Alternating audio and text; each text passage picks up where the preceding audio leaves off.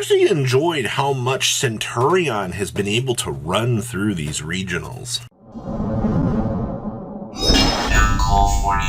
Make sure you guys smash the living crap out of that subscribe button so you guys don't miss out on more Oz content. Now, this is actually very interesting to see that Centurion is the highest represented deck out of this region. Now, we've had a lot of people look at a lot of Centurion stuff and give a lot of this deck is terrible. It's not really, doing all that good. But when you look around here at this event, it actually had what felt like a very strong showing, which personally is very nice to see.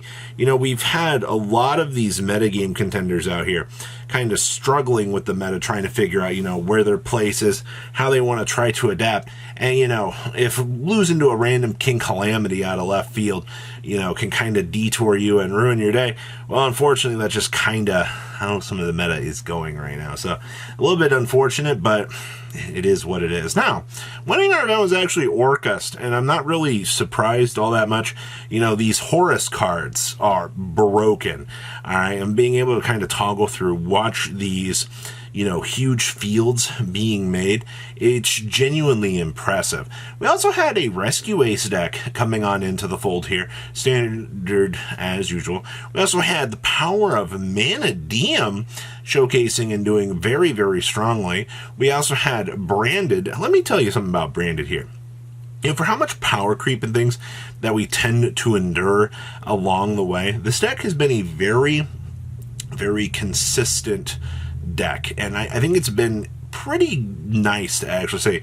We also had a Purely deck for the top cut of this event, which once again also quite interesting, and Tier Elements still holding on out here as a metagame contender. And honestly, I'm a little bit surprised to still see how consistent that this deck feels. Now let's pass on over to those deck lists. So winning our event here is none other than Adventure Horus with an actual Orcust package in it. Now, I want to say here that this build is actually, I think, one of my favorite things that we have had the chance to actually see so far out here, because the Adventure package is not something that I've seen hardly any of these duelists actually trying out here. This gives you the ability to make the token, set up, your Omni Negate along the way, or, you can use the token as a stepping stone for a link piece that you might possibly want to have.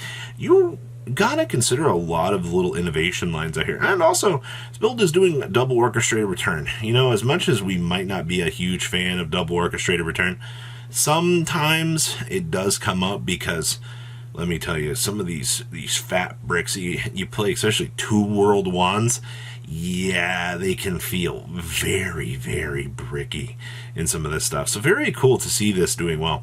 Next up here, we had Rescue Ace Fire King. And, I ever since Pack showed this build off to a lot of people, we've seen a lot of these duelists actually trying this because, being able to use the Avatar Kieran as a defensive play, after you've kind of set up, your Turbulence set massive field, it has really showcased some of the really strong power that you can get with this. Now, do keep in mind, as you are playing a deck like this, you are going to have to manage your resources a wee little bit. You can't really play fully crazily with this, but this package is meant to give you some extra little interruptions along the way. As long as you know what you're doing with this, you should be able to do fine. And holy crap, this side deck is just so much massive destruction down here.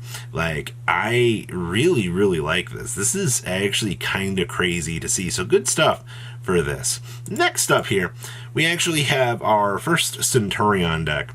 And this is where you actually see that, yes, we are playing the Horus pack. I've been very vocal about saying that I think that you need to play the Horus cards in here. The Horus stuff facilitates all of this stupid, crazy, tuner plus this. You don't have to have Emmet up and running, even though, Emmet does help out a lot of the little combo lines along the way. And of course, Crimson Dragon, being able to make the King Calamity. And we've actually been seeing a lot of red Supernova for a lot of these builds. I know Red Supernova wasn't necessarily one of the, best options out here, but it's good to see. Most of the OCG builds were always just doing Cosmic Blazar and King Calamity, but being able to Red Supernova through your opponent's turn actually feels pretty strong. So good stuff to actually see that this is doing relatively well here. All right, what else we got going on back here?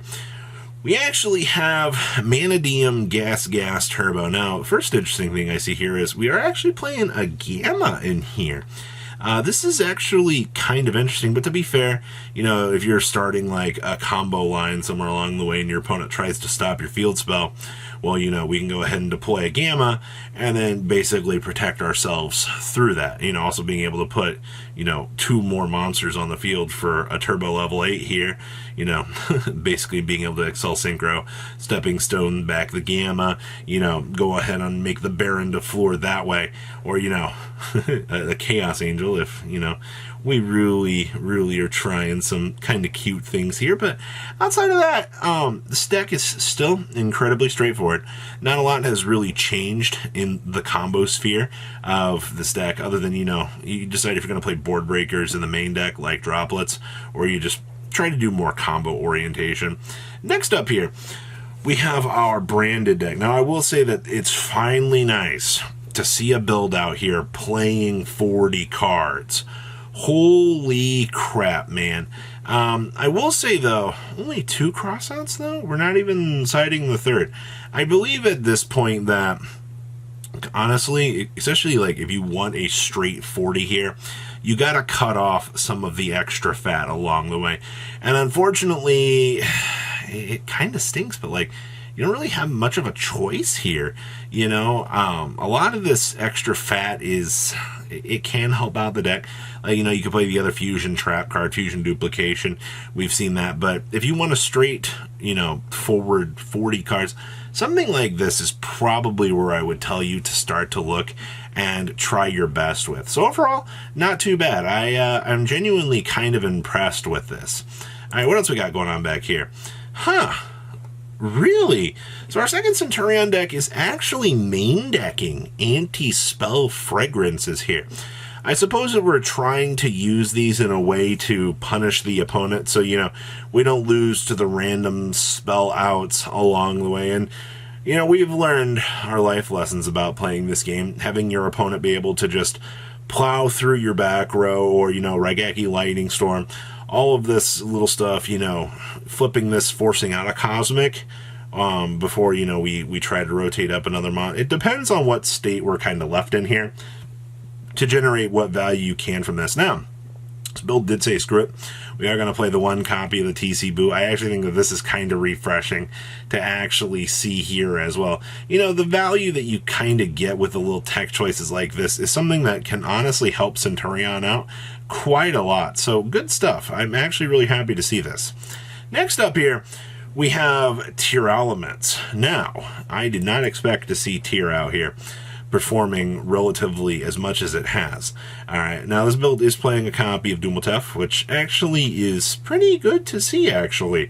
Being able to get the generic draw power that the Blessing of Horus here actually gives you is pretty good. Still doing Double King Sark.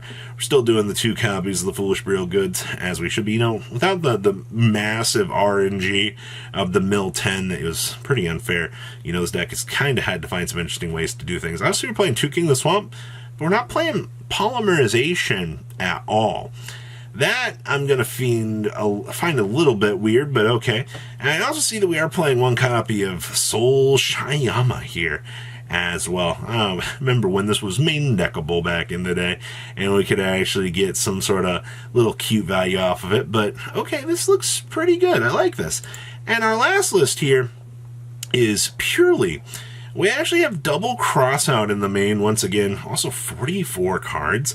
That's a little bit up there in terms of numbers. I also see that we are main decking some dimension shifters here. That feels a little bit much, but I mean, you're playing purely right now. You're trying everything you can to make the big cat here and then roll through your opponent's turn. It's also why you've been seeing the double leap here. That way, you can see more of the regeneration plays that are pretty important to this deck so that you can kind of do your thing along the way. So overall, I like this. Not too bad. So what do you guys think? Please leave a comment down below. Tell me what you guys think, and I'll see your beautiful faces back here in the day, guys. Patrons, thank you.